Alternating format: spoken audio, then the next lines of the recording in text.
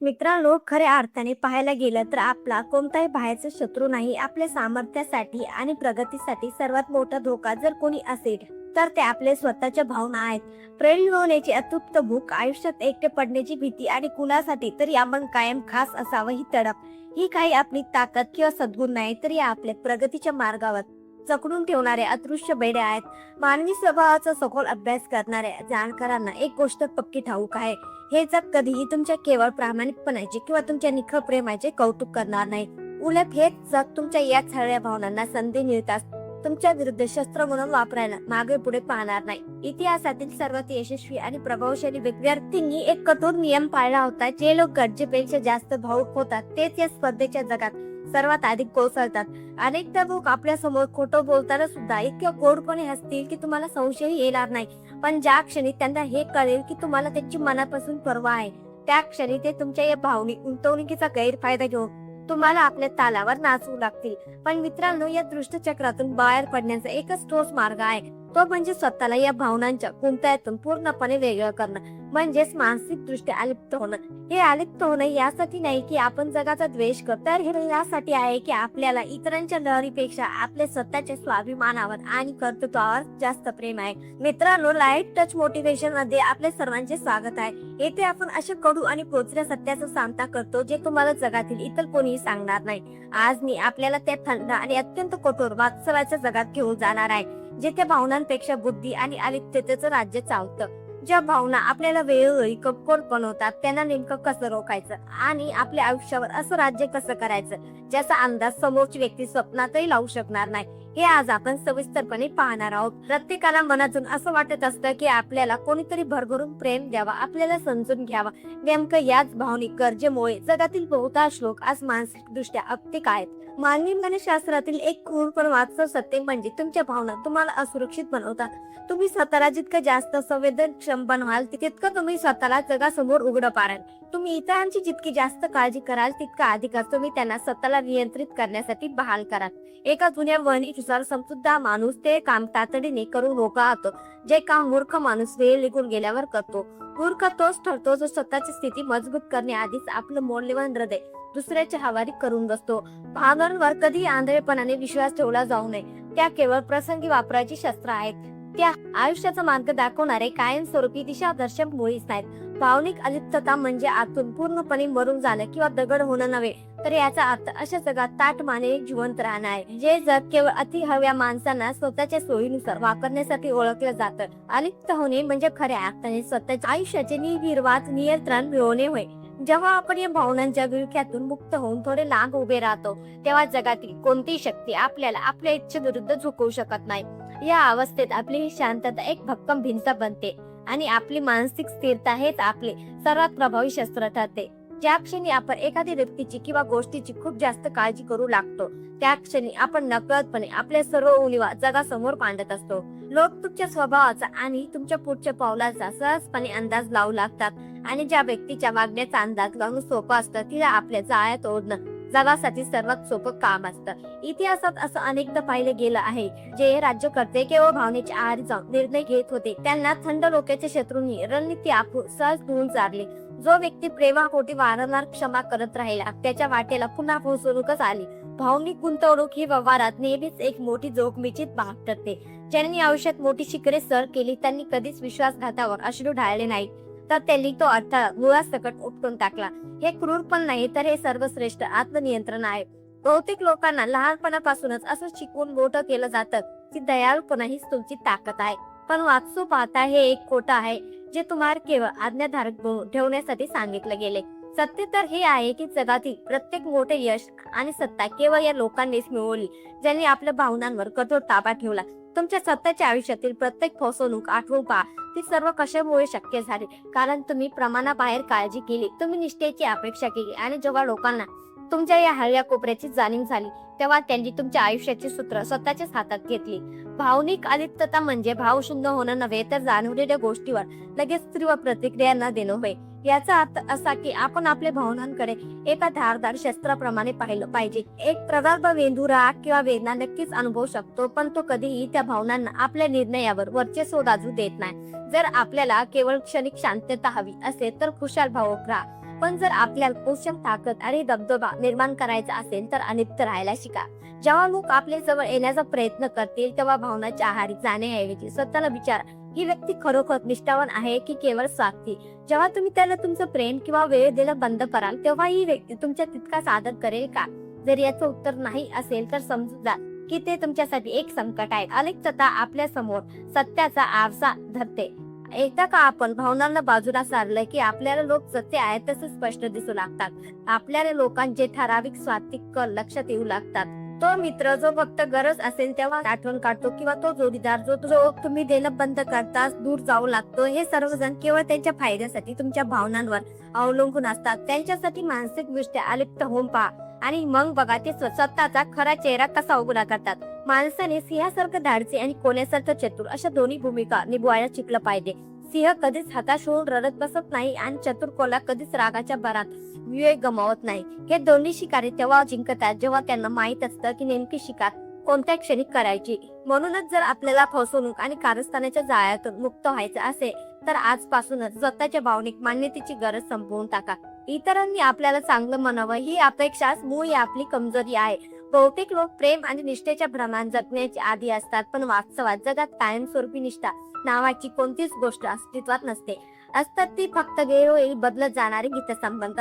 लोक तेव्हाच निष्ठावान राहतात जेव्हा त्या निष्ठेत त्यांचा स्वतःचा फायदा असतो. हा मानवी स्वभाव आहे आणि जे लोक ते सत्य नाकारतात ते या जगाकडून चिरडले जातात. आयुष्याच्या या खेळात योग्य अंतर राखणं अत्यंत गरजेचं असतं. प्रगल्भ माणसं बाहेरून दयाळू आणि सौम्य दिसतात पण आतून वज्रासारखे कठोर असतात. काळजी करण्याचं केवळ सोंग करा पण प्रत्यक्षात कधीही कोणत्या भावनिक बंधनात अडकू नका. अलिप्त राहणं म्हणजे निर्दयी होणं नाही तर ती एक वैचारिक स्पष्टता आहे. यामुळे आपल्याला आदर्शवादाचा चष्मा काढून लोक जसे आहेत तसे दिसतात. अशा वेळी जेव्हा कोणी आपल्याला धोका देतं तेव्हा आपल्याला धक्का बसत नाही, कारण आपण त्या फसवणुकीसाठी मानसिक दृष्ट्या आधीच तयार असतो. हीच अनित्यतेची खरी ताकद आहे. जे लोक निष्ठेचा सर्वात जास्त आव आणतात तेच अनेकदा संकटाच्या वेळी सर्वात आधी मैदान सोडून पळ काढतात. अलिप्त राहण्याचा अर्थ जगापासून तुटून एकांतात जाणं नाही तर आपली अमूल्य ऊर्जा कोणाला मिळेल हे स्वतः ठरवणं आहे. तुम्ही लोकांशी संवाद साधा, प्रेमही करा, पण ते हद्दूर होऊ नये तर स्वतःच्या अटीवर करा. लक्षात ठेवा, प्रत्येक नातं ही एक रणनीती असते. प्रत्येक संबंध एकतर तुमची स्थिती मजबूत करतो किंवा ती पोखरून कमकुवत करतो. अलिप्तता आपल्याला कोणत्याही भीतीशिवाय समोरच्याची परीक्षा घेण्याचं स्वातंत्र्य देते, कारण जेव्हा आपण मानसिक दृष्ट्या अलिप्त असतो तेव्हा आपल्याला काही गमवण्याची भीती उरत नाही आणि ज्याला काही गमवण्याची भीती नसते तो माणूस खऱ्या अर्थाने अभिक्त बनतो. ही मानसिकता केवळ त्या लोकांसाठी आहे ज्यांना आयुष्यात काहीतरी मोठं साध्य करायचं आहे. भावनिक अलिप्तता आपल्याला प्रत्येक वादविवादात आणि प्रत्येक वादळात वरचढ ठरवते. हे एक असं शस्त्र आहे ज्याला आपल्याला रोजच्या सरावातून धार लावावी लागेल. आपलं संगोपनच मुळी इतरांना खुश करण्यासाठी आणि छोटी चूक झाली तरी अपराधी वाटून घेण्यासाठी केलं गेलं आहे. म्हणून अलिप्त होण्यासाठी आपल्याला आपल्या या जुन्या कमकुवत सवयींना पूर्णपणे विसरावं लागेल. या प्रवासाची पहिली पायरी म्हणजे अपेक्षा. लोकांकडून विश्वासघाताची आणि निराशेची आधीच अपेक्षा ठेवा. हे नकारात्मकता पसरवण्यासाठी नाही तर स्वतःच्या मानसिक तयारीसाठी आहे. जेव्हा आपण लोकांकडून निष्ठेची अपेक्षा करणं सोडून देतो तेव्हा त्याची बेवफाई आपल्या मनाला धक्का लावू शकत नाही. दुसरी पायरी म्हणजे अंतर्गत नियंत्रण. स्वतःच्या प्रतिक्रियावर ताबा मिळवा. जेव्हा आपल्याला तीव्र राग येईल तेव्हा क्षणभर थांबा. आपला हेतू भावनांना मारणं नाही तर त्या भावनांना आपल्याला नियंत्रित करण्याआधी आपण त्यांना शस्त्रासारखं नियंत्रित करणं हा आहे.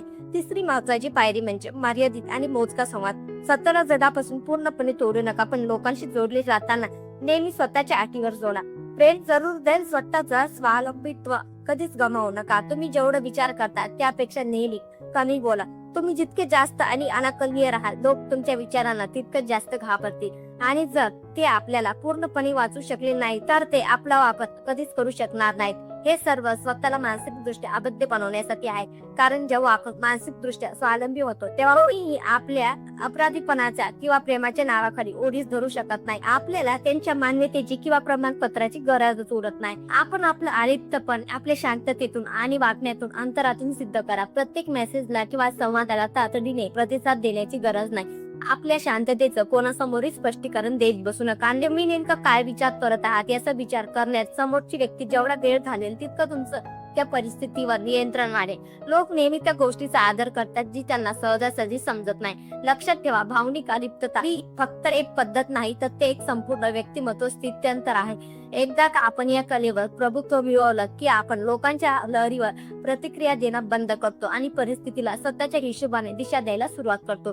आपण कोणाकडेही स्पष्टीकरण मागायला धावत नाही. बहुतेक लोक आपल्या आतल्या हातबंतेमुळे दुसऱ्यांकडून नियंत्रित होतात. त्यांना एकटं पडण्याची किंवा चुकीचं समजलं जाण्याची भीती वाटते, म्हणून ते सतत स्वतःच्या वागण्याचं समर्थन करतात. पण जो माणूस भावनिक दृष्ट्या अलिप्त असतो तो अत्यंत शांत आणि स्पष्ट असतो.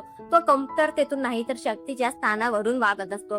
जेव्हा आपण खरोखर अलिप्त होतो तेव्हा आपल्याला एक मोलाचं सत्य उमजतं. लोक आपल्या आयुष्यात फक्त तेवढेच महत्वाचे आहेत जेवढी आपण त्यांना स्वतःच्या मनाच्या गाभाऱ्यात परवानगी देतो. आपण आता कोणाचेही मोहताज नाही आहात, तर आपण स्वतःहून त्यांना निवडता. आपणच आपल्या मानसिक संतुलनाचे एकमेव स्रोत आहात आणि हेच आपल्या आयुष्यात डगमगू न देणारं बनवतं. आपलं हे अलिप्तपण एखाद्या आशासारखं काम करतं. ते इतरांच्या मनात चाललेली घालमेल आणि गोंधळ त्यांच्याकडेच परावर्तित करतात आणि मग ते लोक एकतर आपला आदर करतात किंवा आपल्यापासून अंतर ठेवून वागतात. ते आपल्याला चितावणी देण्याचा प्रयत्न करतील, पण जेव्हा आपण स्थिर राहतो तेव्हा ते स्वतःच विणलेल्या जाळ्यात अडकतात. कारण ताकद कधी ओढून सिद्ध होत नसते, ती फक्त योग्य वेळेची वाट पाहते. ती आपल्या अनुपस्थितीने आणि मौनाने परिस्थितीवर नियंत्रण मिळवते. हे अलिप्तपण अत्यंत दुर्मिळ आहे, कारण ते कमवण्यासाठी खूप संयम लागतो. ते शांत राहून आणि काळानुसार उभं केलं जातं. त्या कठीण क्षणामध्ये जेव्हा तुम्ही कोणासमोर भीक मागायला किंवा सफाई द्यायला नकार दिला, तेव्हा तुमचं मन अधिक थंड, प्रगल्भ आणि सार्वभौम होत गेलं. शेवटी तुम्ही तेच बनता जे खरे अर्थाने स्वतःचे खंबीर शासक असतात. तुमच्या भावना आता तुमची सेवा करतात, इतरांची नाही. तुमचा संयमित राग आता तुमचं इंधन बनतो, ते रिकाम पण नाही. तर हे शुद्ध सामर्थ्य आहे. जरा विचार करा, आपण किती अजय आणि अथांग बनाल जेव्हा जगातील कोणती व्यक्ती आपल्याला अपराधीपणा किंवा लालसेपोटी झुकू शकणार नाही.